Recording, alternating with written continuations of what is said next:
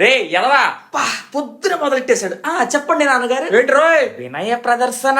వీడు మనకి వినయ ప్రదర్శన, వీడి ఫ్రెండ్ వినయ్ మాత్రం పరదేశాల ప్రదక్షిణ. వినయ్ అంటే ఇంకా తెల్లార్లు తెల్లతోలు ప్రపంచన. తెల్లతోలు తదా డోంట్ బి రేసిస్ట్. నీ ఫ్రెండ్స్ అందరూ రేస్ లో ముందుకెళ్ళిపోతుంటే నువ్వు రేసిస్టులు రిసిస్టులు. ఈడు కామిస్ట్, కుదిరితే రేపిస్ట్, గైనకాలజిస్ట్. రే ఈడికి వినయం ఎక్కువ వీర్యం ఎక్కువ అర్థం కావట్లేదు. ఆ వినయ్ గాడికి మాత్రం ఇంట్లో వాళ్ళ మీద వైరాగ్యం తక్కువ. వైరాగ్యమా? రే మొన్నే కదరా మనం తెలుగు పండుగ ఉగాది చేసుకున్నాము.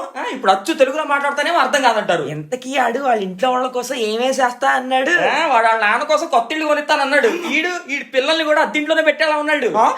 మరి వాడి తాత కోసం ఏం చేస్తానన్నాడు. వాళ్ళ తాత కోసం అదేదో ఎరుపు వెలుగు ప్రాంతానికి అంట తీసుకెళ్తాడంట. రోజు తీసుకెళ్తానన్నాడా? అసలు ఏంట్రా ఎరుపు ప్రాంతం? అదేనా బ్లడ్ డొనేషన్ లాంటిదా? అట్లాంటిదే. బ్లడ్ స్వెట్ అండ్ టీయర్స్ మా వయసు వాళ్ళకి చాలా అవసరం. ఓహో, అసలు మాకిట్టంటే చేస్తావరా నువ్వు? చెడ పుట్టాడు.